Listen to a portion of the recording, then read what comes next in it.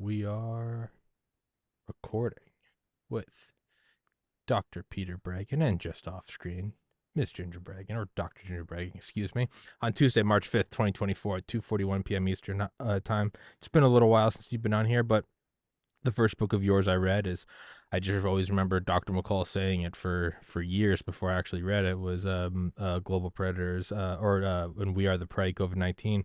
And I have a copy of your book, Guilt, Shame, and Anxiety, which I have read before. I did read it again recently, and as I was just telling you beforehand, and it's something I'm very open about on the show, obviously, is my brother's passing to suicide in April 15th of 2014. We're coming up on about 10 years, and in general, I just wanted to talk about suicide, but it's an idea that's kind of been floating around, and it's new for both of us. And you didn't have any preparation time for this, so it is just us winging it. But it's suicide and evolution, and how it's still with us. I mean, most things are weeded out in a Darwinian nature. They don't produce offspring, and that trait dies out.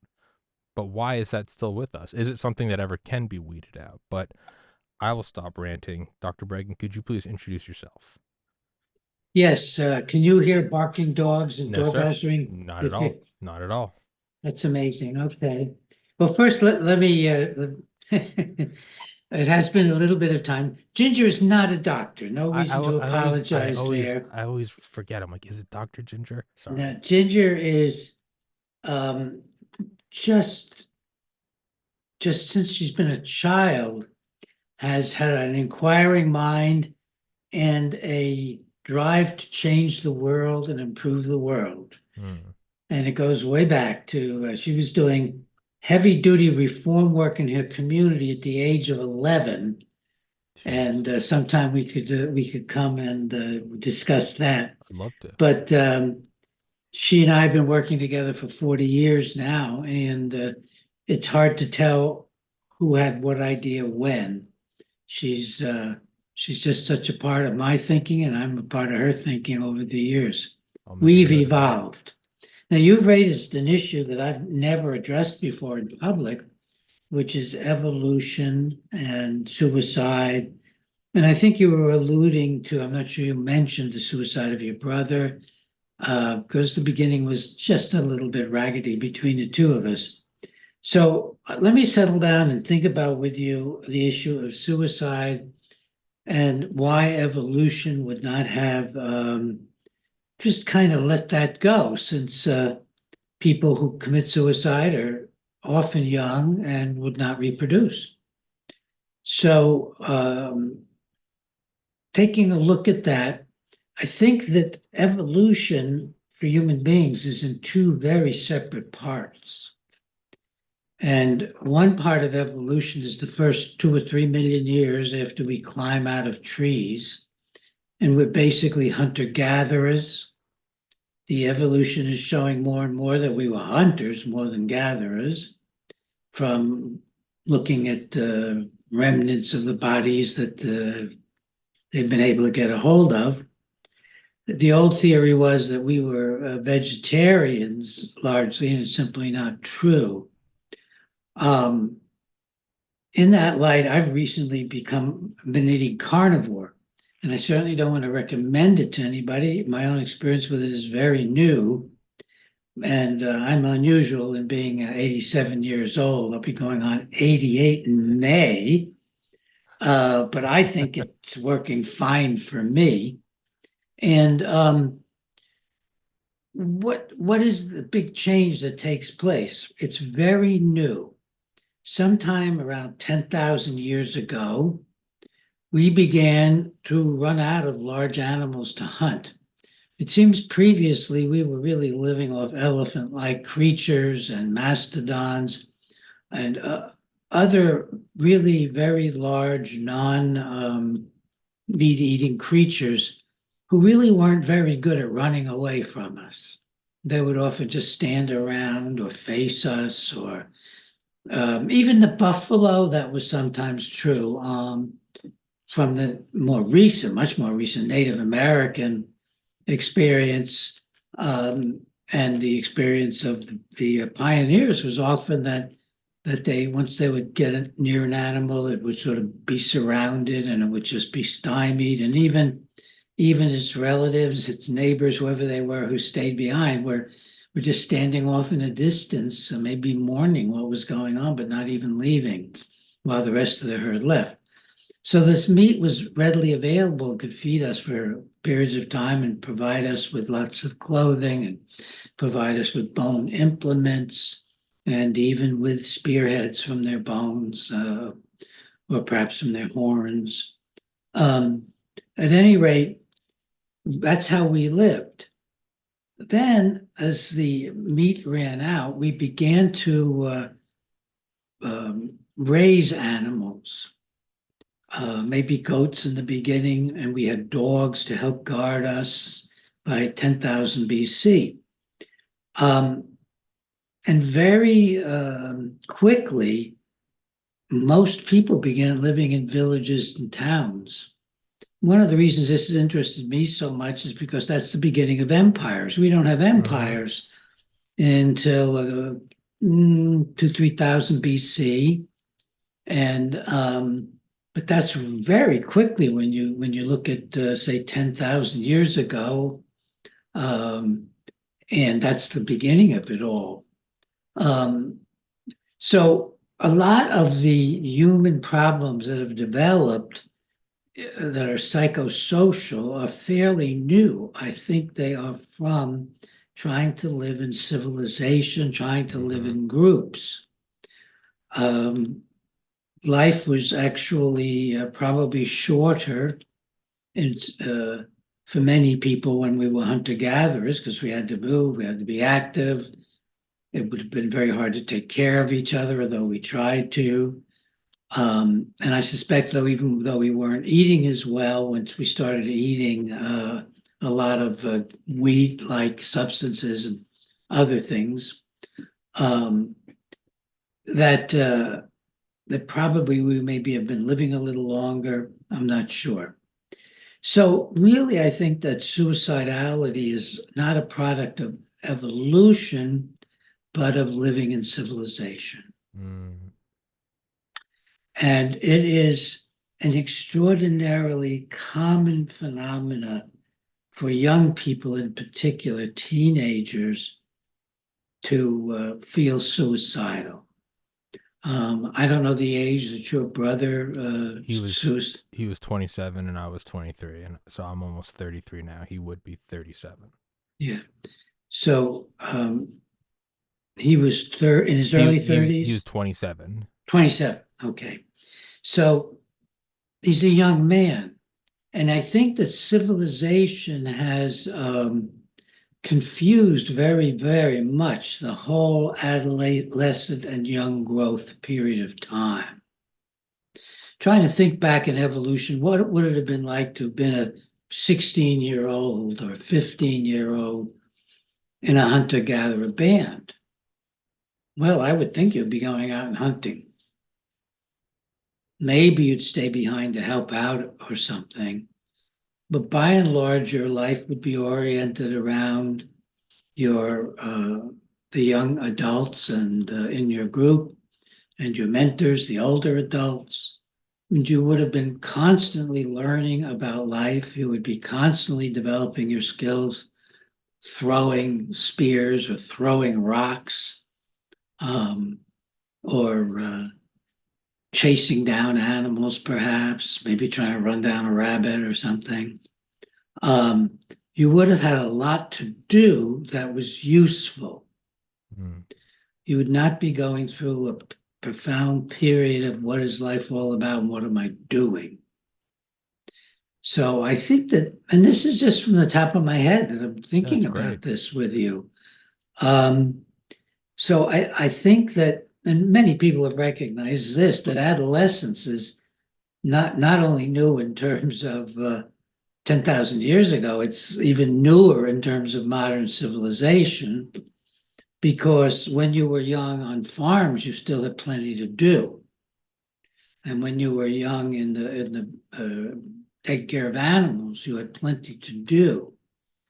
Um, so that there wasn't a long period of of questioning yourself about where you were going and what were you doing and why were you doing it, you wouldn't have had existential crises. Um, you wouldn't have had a lot of time to think of being worthless or being hopeless and helpless. Depression is associated with suicide, obviously. Depression for me is hopelessness and helplessness. You don't have a meaningful choice in your life. So people get depressed when they're overwhelmed by negative prospects. No one gets depressed over too many good things to choose from. People get confused. I don't know what to pick. I like doing this. I like to, no, that doesn't really freak us out. I mean, I get up every day and there's so much I want to do. It's amazing at my age. You know, I got radio, I got TV, I got my articles, I got my wife to see. Mom is here. The dog is here. It's beautiful outside all year long, even though I'm in the north. And so if you've got lots of things that interest you and you feel that you make a contribution with, because you got to have something, I think you, where you're doing something useful to other human beings and they're giving you decent feedback. You had a lot more of that until the Industrial Revolution, when farms and get bought up. They're no longer really wonderful, not necessarily wonderful, but family experiences. Um, and the people have to apprentice to different things, and there's lots of people living in streets once you get into the Industrial Revolution. That's the beginning of psychiatry, is with these giant lockups of people who are on the streets. That is how psychiatry begins, sort of a branch of the incarceration for poverty. You could get locked up for poverty, for not paying your bills, being apparently without a job. You could get locked up then also for being helpless and hopeless on the streets. Um, that's the origins of psychiatry, and it's never gotten any better in its orientation toward people. Hmm. It still smacks of I'm in control, you're not. I've got Yeah. all these awful things I'm going to do to you. There's nothing you can do about it. You're uh, you're not really a person. I barely know you. You're a machine. Its origins are sort of in that these giant lockups. And when I was going to college, I volunteered at a state mental hospital. It was a giant lockup, just like the ones in the 17, 18, and 1900s. It would change later because once they got the big drugs, they could just knock you out, lobotomize you with drugs, and Yeah. farm you out to other facilities.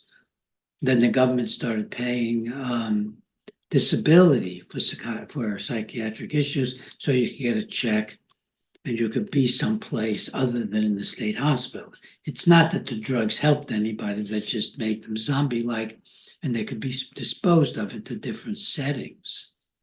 Um, Maybe that's a big aside, but adolescence and the uselessness of adolescence, seemingly the getting ready for what is a unique thing. It bypasses evolution. We've had no opportunity to evolve since then. There's much too short a period of time. So I think that's your answer. It's an interesting answer. Um, then, of course, there's other things that happen in modern times: the loss of religion, the loss of tradition, Mm. the the progressive takeover of the world, combining itself with globalism.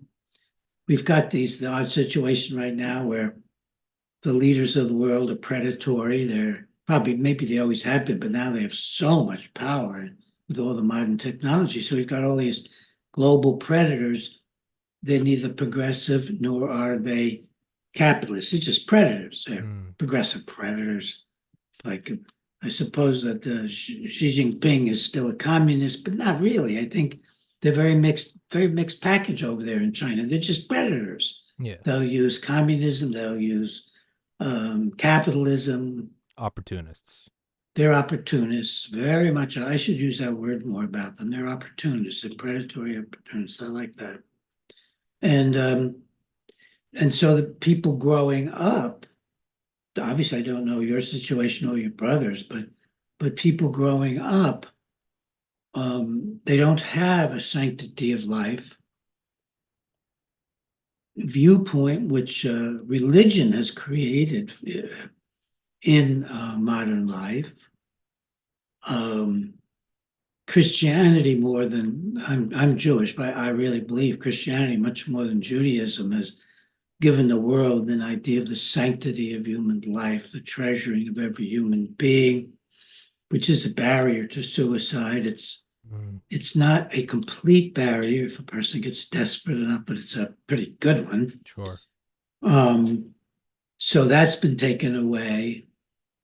Um, the belief in America has been taken away by the globalist predators, progressives, and capitalists alike. Um, and we don't grow up now in our high schools and starting very early. There's no sense of sanctity of life. I think these progressives are probably telling kindergartners about abortion. They're certainly telling them all kinds of other horrific things. Um, and then the fluidity, you can be anything you want, you can be any gender you want, that completely defy reality, but they also add to confusion. Mm, So another contribution, a huge contribution to suicidality is it's what the globalists want. They want fewer of us and they want us more helpless.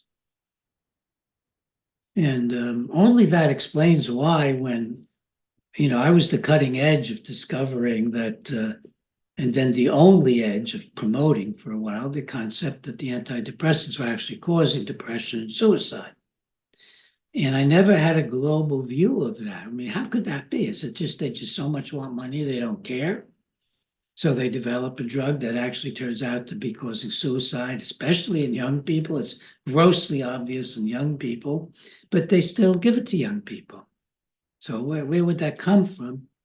And I think now I have a much better understanding, and Ginger's been really on my cutting edge for this, and that is that they actually want to kill off the most original and exciting and defiant people in our culture. sure. The ones who are going to get into trouble young. I was very depressed when I was young. Um, I had no concept of love as a really workable way of life coming out of my family. I had to figure that out and learn it from other people, and to some extent, learn it from my Christian friends who when they were religious, and some of them were back then. Um, and my Christian wife, when we got married 40 years ago. But so there's a robbing of our vitality. There's so much that comes together on this question you Mm, asked. So I think we have to think of ourselves as under assault. They want to drug us, they want to jab us, they want us to get this COVID untreated, which is really a serious disease for many people, but not so much at all if you get the right treatments with hydroxychloroquine. Ivermectin seems to be kind of a funny, tricky thing. So I'm not sure what that is, um, but certainly possibly ivermectin, definitely hydroxychloroquine, definitely vitamin D, definitely zinc, and and anti-inflammatory agents, all of which they've told us not to take. So there is a death cult in the world today toward the rest of us. I don't think there's any question about it. Now, let me now, I've gotten so into these large concepts no, it's perfect. and, well, thank you. So let me go now to the personal level, more the personal level. And you're describing yourself, I think, as going through difficulty as you come up to your brother's anniversary of his death. It's very important to develop a philosophy, and that's in the book of mine you held up, Guilt, Shame, and Anxiety, How to Overcome these negative emotions. That was one of the next to last or last books that I had published by a regular publisher. By the time we got to COVID, we knew we couldn't do that anymore. And the interesting thing is here, this was a progressive publisher.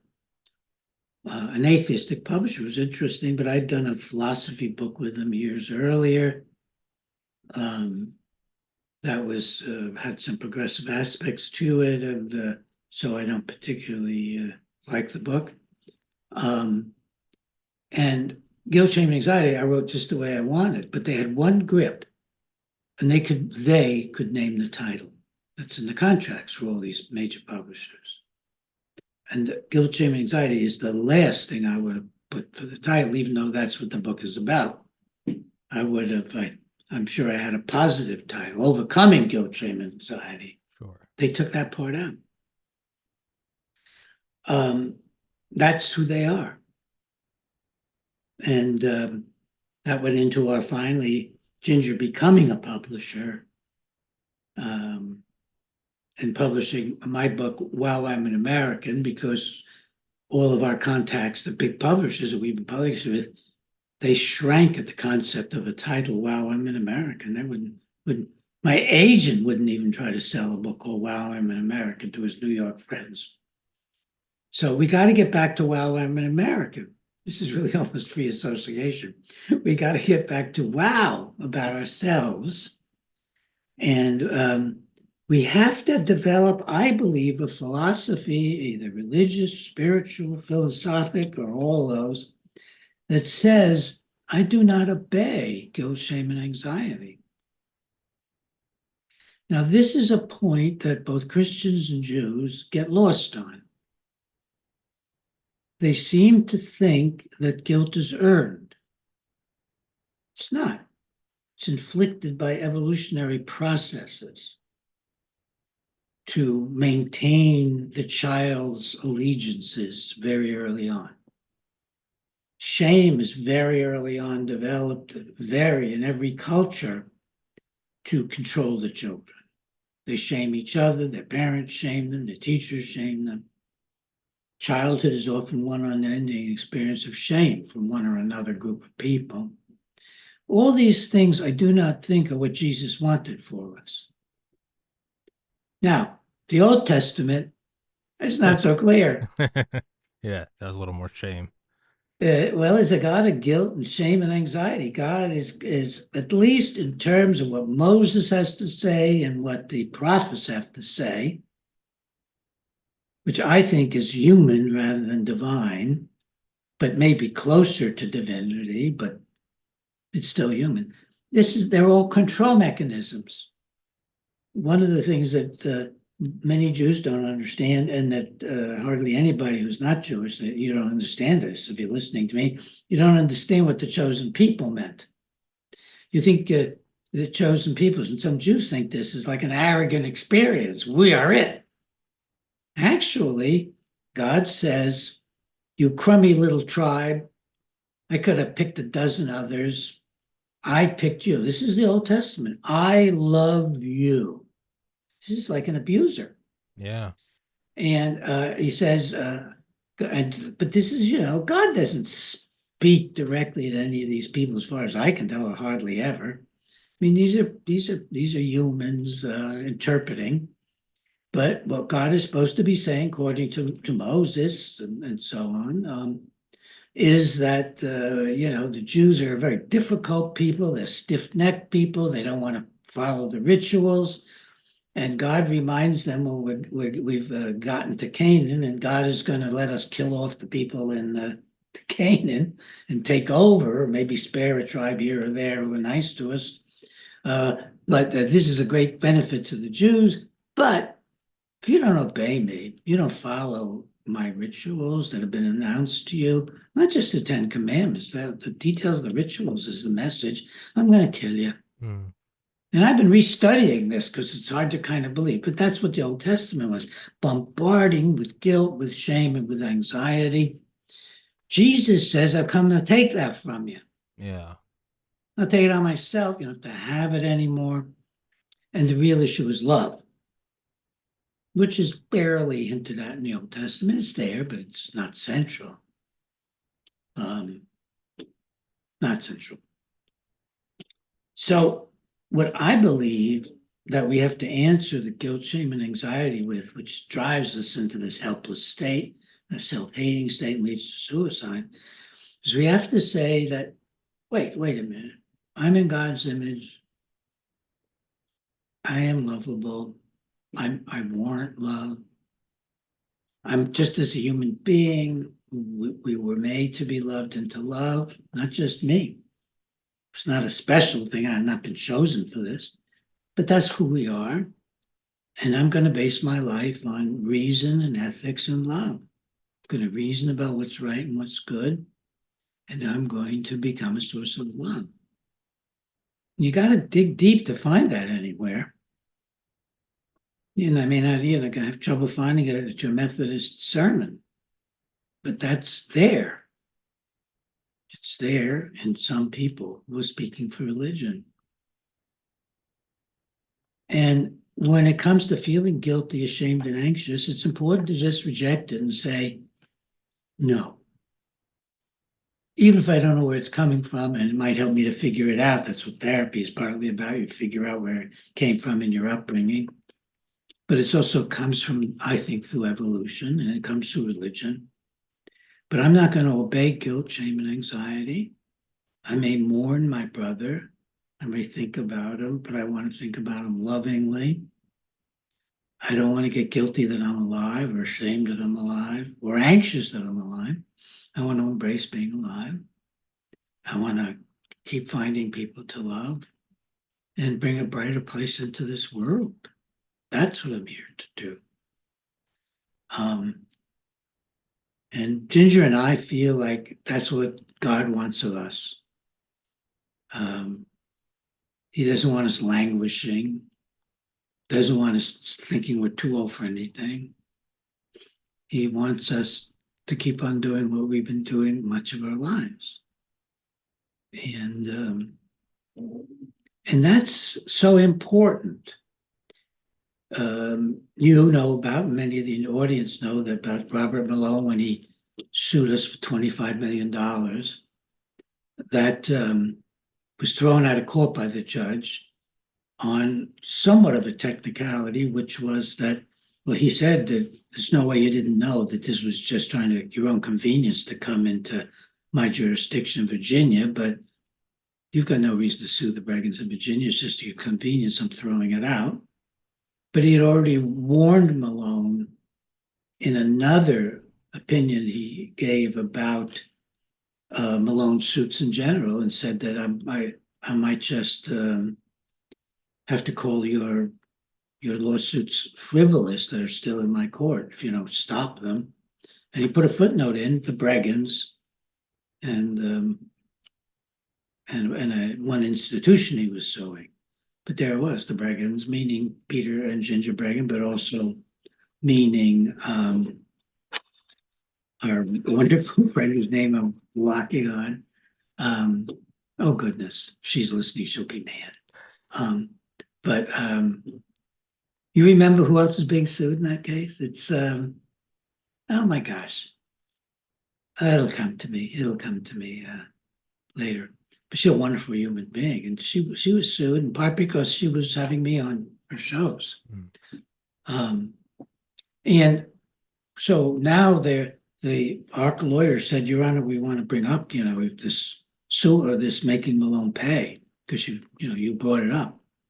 And so the judge said to the lawyer, I'll give you 30 days to tell me, well, or 40, whatever it is, to tell me why I shouldn't make Malone pay the brackets, which is really pretty stunning. And that's what's going on right now. Mm. They've responded and so on. But my point about it, of course, is terrifying, especially given the unpredictability of courts. We got a good judge, experienced long-term judge. We got a good lawyer, experienced long-term lawyer. But our first two, this is to show you about fear, how to handle fear. Our first two lawyers fired us because we refused to stop doing what we had been doing all along. We said, if we stop being critical of Malone, not piling it on, just like we're doing, examining his policies, if we stop, he's won. So you just bring a lawsuit, you win, we're not going to do it. So we got fired by two sets of lawyers until we found a lawyer who believed in free speech. And of course, you have free speech. Basically, it's not even my business. I don't even want to read what you're writing. I'm not here to censor you. He read one or two. He said, I'm not going to, I mean, you know what you're doing. You've been doing this your whole life. No one's ever sued you before. No, just go and do the scientific critiques and the political critiques you've always done.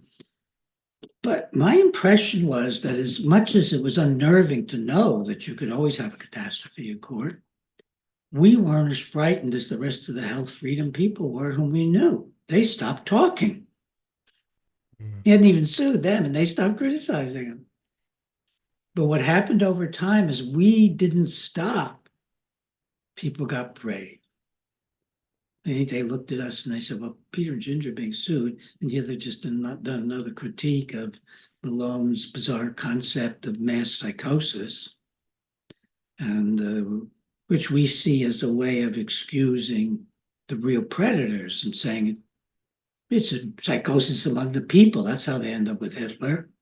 They bring it on themselves by becoming, helpless and overwhelmed and angry, and they adopt it basically. They adopt a.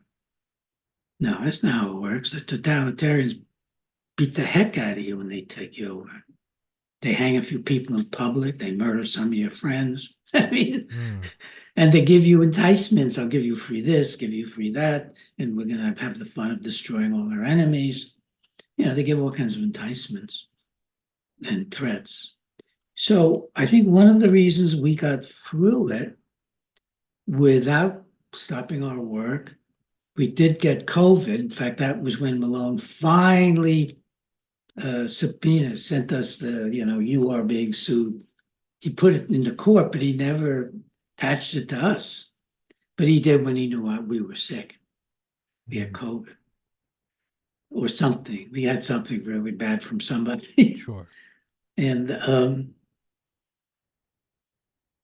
one of the reasons we didn't cave in is we don't live our lives by fear and guilt, shame, and anxiety. And Ginger has the same characteristic. We just decided we live in our lives by what we think God intends us to do. And it's not an arrogant thing. It's a rather humbling thing, honestly, because you can't just be your animal self. There's a filter. And for that reason, we decided to not counterattack Malone, who had genuinely libeled and slandered us. I mean, really badly. And we don't even talk about what he said because you don't want it floating around. Sure. So, but we decided not to attack back because that would be a distraction. That would make Malone a distraction. We'd be working on Malone if we sued him back.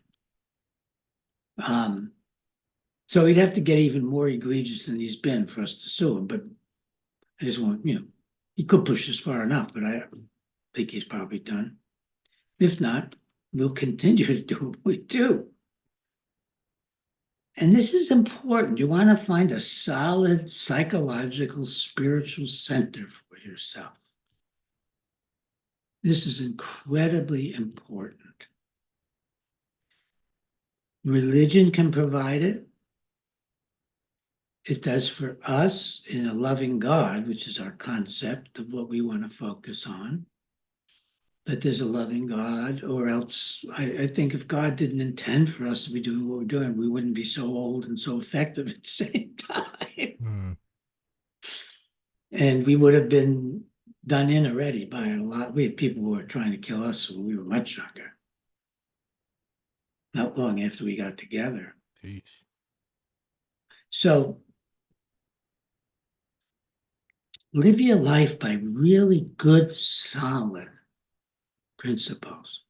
And I do therapy, and I especially love doing couples therapy, helping good, strong people who just haven't figured out how to express their love and live by it, which is very, very hard because there's no instructions on it. Um, I try to make some instructions in my book, Guilt, Shame, and Anxiety, but there's not a lot out there. I do talk about these issues I'm talking about with you today very directly. And if you bring these principles to your relationships, that this is going to be a love relationship. I know I love her. I figured that out when I saw her for the first time, or maybe when I met her the second time, or maybe when she told me she loved me. But at some point, you really knew you loved each other. Get back to that, hold that to your awareness, even though you don't feel it right now. Some of the people I work with, they're also on psych drugs. They've come to me, not even for their marriages. They didn't really know what was going on. They've come to me for psych drugs. And that blunts the loving emotions. Not only suppresses sex, my colleagues don't look beyond sex, it suppresses love. Yeah. The word love is not in the major textbooks of psychiatry in the index. I've checked. So you can't help people. If you don't know about love, you can't help people. Close the book. Yeah. Yeah. Close the book, burn the book. Burn the psychiatric textbook. Burn That's a the joke. heretic. Yeah, that's right. So in your personal relationships, if you have an approach to your wife or your children or your husband that is unloving, don't express it.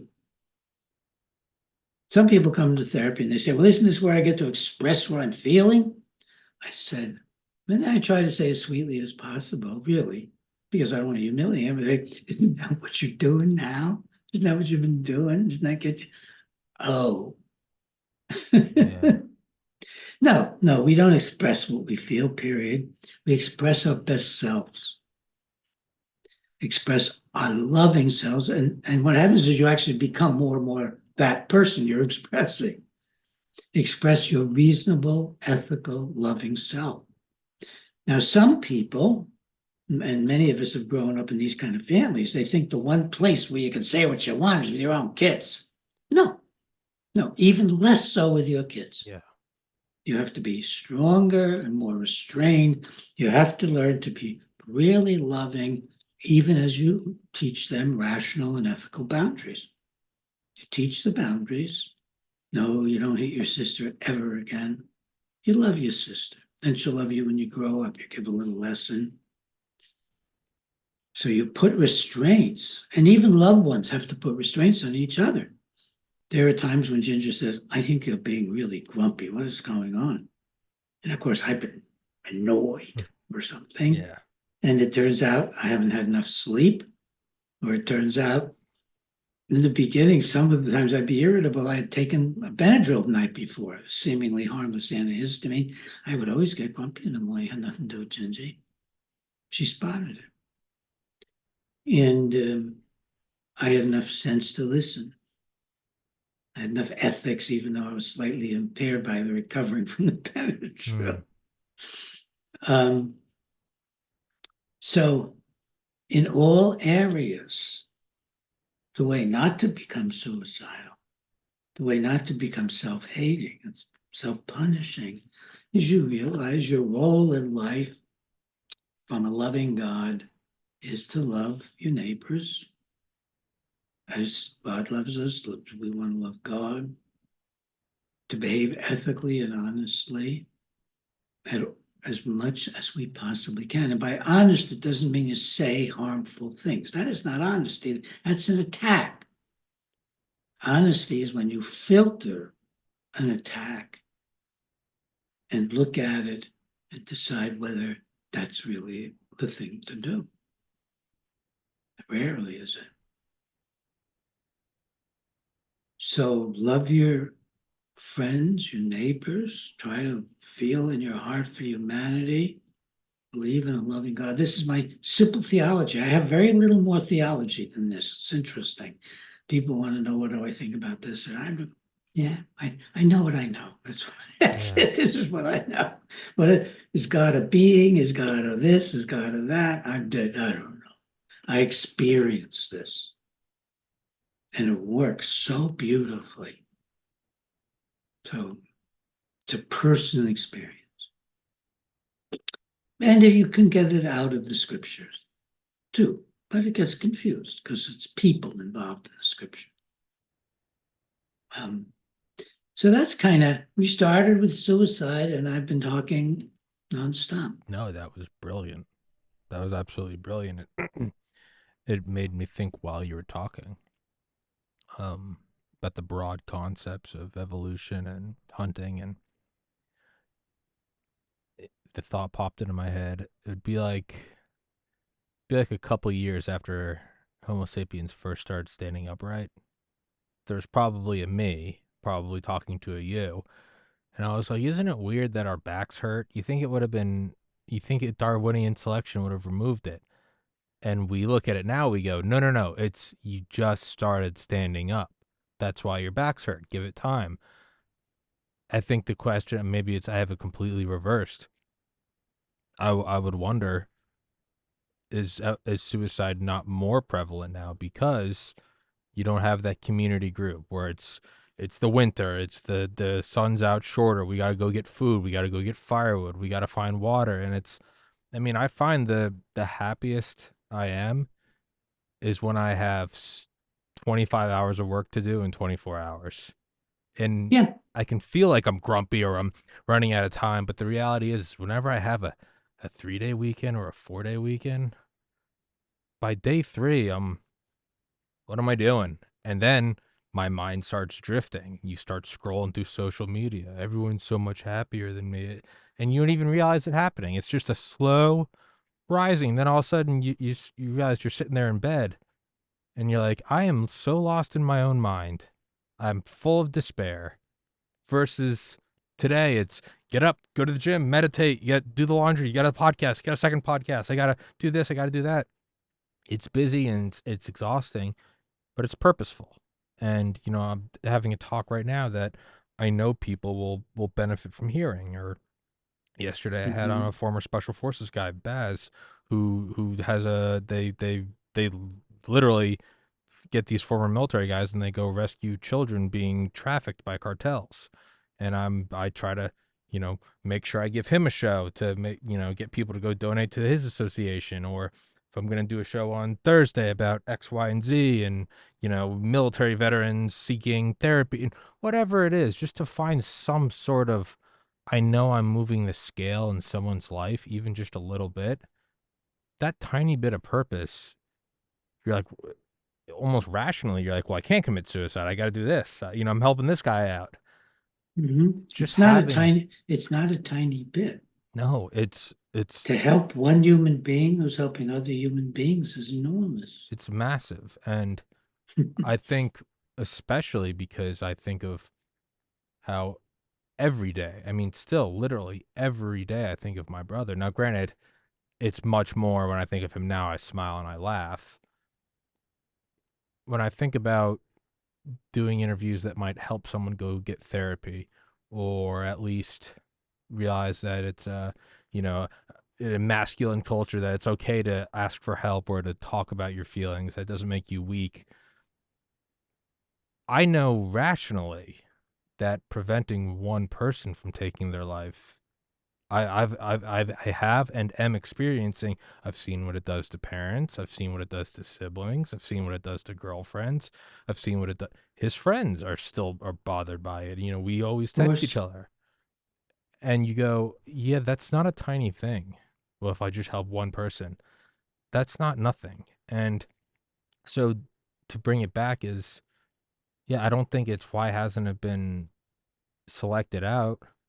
It's probably we are at this odd frontier of, in the grand scheme of Homo sapiens, it's not normal to live in a geometric room with air conditioning and electricity and drinking water. This isn't So much of your day is supposed to be you got to go find food, you got to go find water. And sure, it's convenient to have all these things and it's good. And I'm sure I wouldn't like to go hunting every day. But how can I say that when, in theory, I would love to have a secretary that did my laundry and my scheduling. I also love sitting down at the end of the day knowing I did it all. And just I sit down and I'm like, I did it again. Like this is a one man operation, this podcast. Why wouldn't that then apply to everything else? And that doesn't mean stop evolution and stop progressing forward so much as I think it's understand that if you and I were on Mars right now and we were the first generation there, we wouldn't beat each other up for making mistakes. We'd be like, "Hey man, we are the pilgrims. This is Plymouth Rock. Like we are setting up this new world." We'd be very patient with each other because we're in a brand new environment. Modern society is not that different from, if you look at a timeline of 99% of our existence, more 99.9 is spent, yeah, hunting things, swinging from trees. This whole idea of you and I wearing shirts and socks, we're shaved. The hell is this? Like, it is so alien, but we don't have any patience with it. Instead, it's stop crying, go get therapy, go get on a medication. And so I think your answer off the top of your head was brilliant. And it's made me completely reverse how I look at it. It's not how come it hasn't been weeded out. It's no, it's probably relatively a brand new phenomena and it's still with us because of the world we're in. It's brand new. Give it a million years, maybe we'll evolve out of it. But it's odd to not have to go struggle for food and water and firewood Mhm. and get away from a tiger. And it's raining. Don't be outside. It's raining right now. I'm in Maine. I'm just looking outside. I'm like, oh, it's kind of beautiful. Most of human history, it's like it's raining. Get away. You're gonna die from hypothermia. The gods are mad at you. First as I see it, I'm like, oh, it's gray. The end. No, like, this should be a life or death fight today. And I would probably feel very accomplished to get away from the rainstorm. I've gotten in the cave. I'm under the branches. There's probably a feeling, and I did it for my kids too. Versus you just look outside. Oh, it's raining. Oh, I'm sad, and then that's it. So I think your answer off the top of your head was brilliant. And so I don't know. I guess I'm your fanboy. Let me make a distinction that Sure, may be helpful between social evolution and biological evolution. sure. And Darwin was very aware of these things. Darwin is not what people make him out to be. Yeah. The view of Darwin's book, Descent of Man, um, has been actually, I do believe it's the progressive intellectuals who've tried to own it by saying it shows we're machine-like, it shows this, it shows that. Darwin said that the highest evolutionary experience of man was a social one due to his thinking processes, and that was the golden rule. That's in the Descent of Man. And Darwin was really aware that we humans evolve ourselves and that we've evolved ourselves by our thinking processes. So while we're new in biological evolution in this period of time, very new, 10,000 years, we have the ability for accelerated social evolution. But the problem is we tend to evolve for good and bad socially. We get all kinds of amazing, wonderful things that we're doing for ourselves, and then we get Hitler and Stalin and the Imperial Japan and Mao and China all at once. So we get all these different things that socially happen. So, but we can socially evolve ourselves just like we do as individuals in a lifetime. So we can do it socially, and you're contributing to that. I'm contributing to that. Ginger, all of us are contributing to that. The one thing I would add to what you were saying about yourself is, yeah, I'm just like you in that regard. I just work and I love working. Ginger's working. We are always so busy doing things. And it's right now, a lot of it's around the not just COVID anymore, but the globalism. We're so Hmm. deeply looking at globalism and the one of the things is to take a breath, even a few times a day, and if you have a partner to do it with them, to remind yourselves that you're lovable, you're worthy of love. Hmm. That's the death knell is not feeling worthy of love. Yeah. It's not even thinking I'm not lovable. I actually wrote a paper on this just before COVID. The thing I think is deepest in us that harms us is not worthy of love. And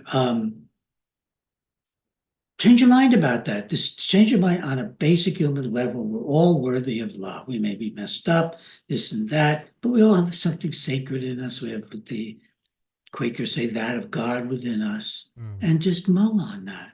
And this, so does your wife or your husband, so do the children you see on the street, so do the people on both sides of every war, because the wars are usually conducted by globalists, Mm-hmm. incidentally. If you think of that all the wars are, you'll understand what's going on in Israel much better. You'll understand what's going on in Ukraine much better. Mm-hmm. What are the globalists getting out of this? Just always ask you that. What are the big bankers, big military industrial complex people? What are the really totalitarian leaders getting out of this war? And I, I don't want to get into that today because it's really distracting from this. But think about that. But just contemplate that you're okay the way you are. We humans, we lose our abilities, we get older, we're still good, we're still okay.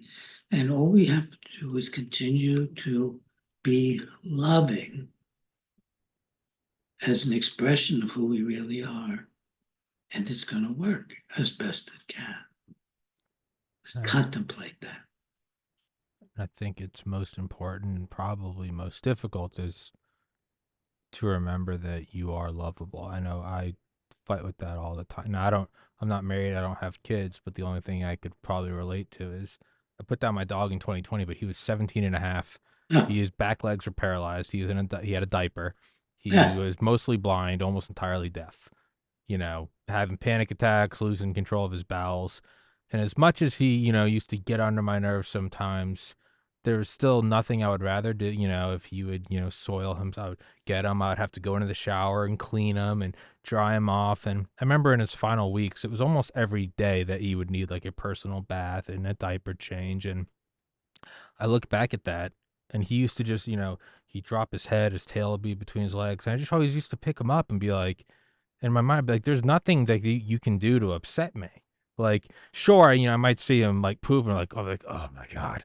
But yeah, I'd turn off the TV, turn off the video games, like, let's go, Oscar. I'd grab a beer, but like, taking a shower and scrub him and clean him. And, in his mind, you could tell by his body language, he thought he was in trouble. And I still look back at it. And I'm like, I would do it again right now. I'd stop the podcast if I had to. And, I don't have kids, but I can imagine it's probably that times a million. And then that's how I try to look at, just wrap my head around, even imagine what God thinks of you.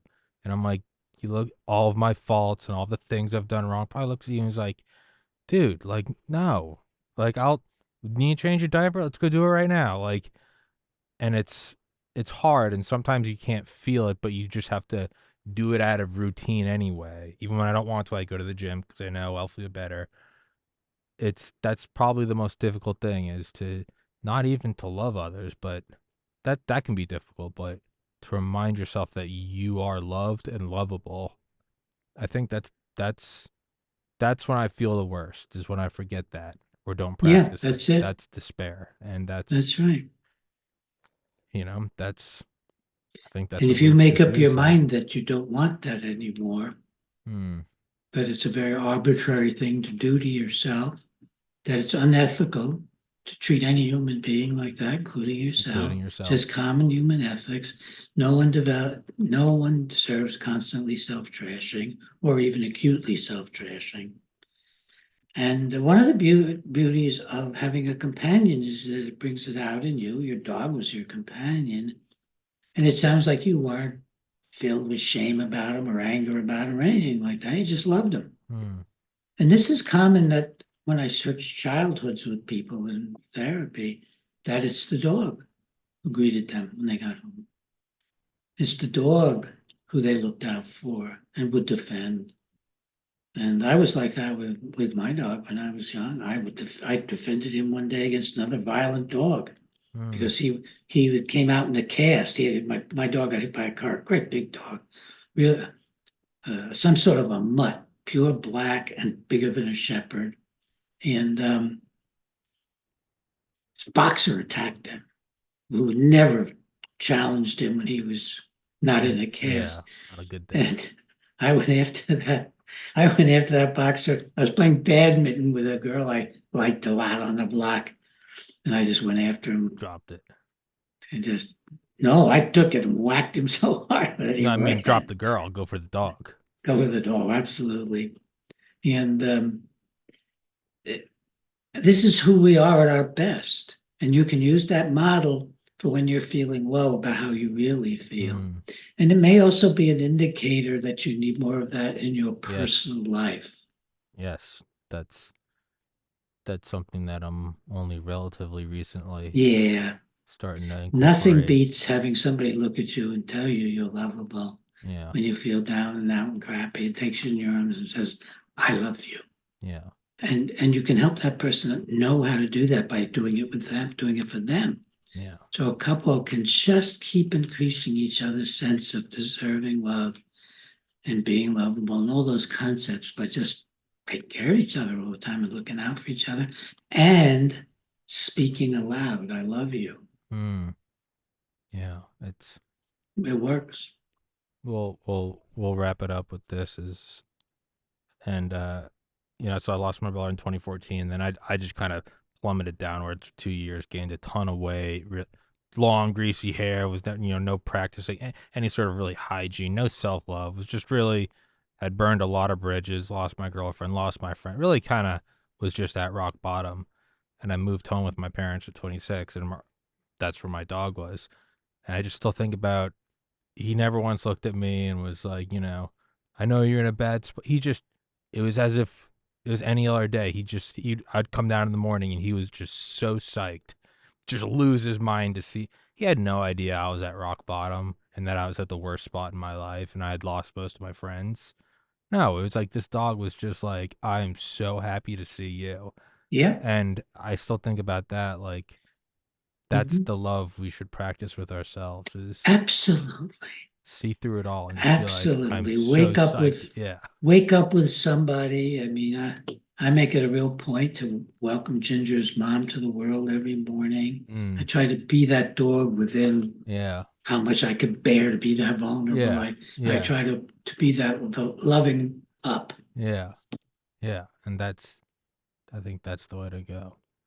Dr. Breggin, thank you so much. That was, as told you beforehand, I always love talking to you because I always leave conversation leaving feeling warm and fuzzy, and no exception today. I feel warm and fuzzy. So Well, thank that's good. That's good. and God bless you. thank you, sir, and thank you for coming on here.